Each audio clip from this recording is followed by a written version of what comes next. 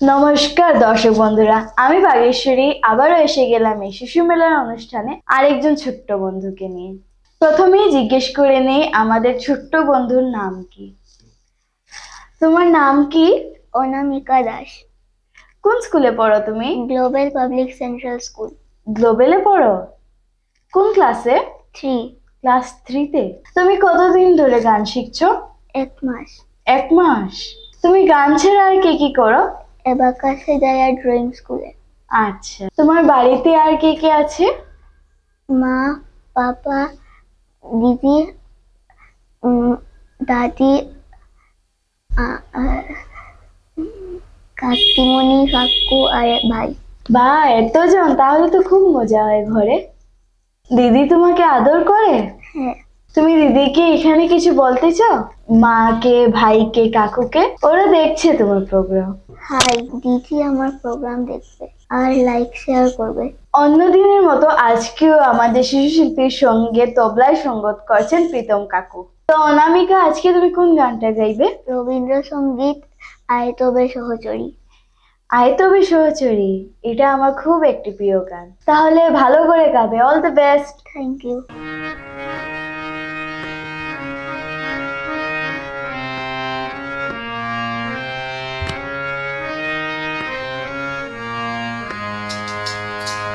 আয় তবে সহচরী হাতে হাতে ধরি ধরি নাচিবি ধীরে ধীরে গাহিবি গান।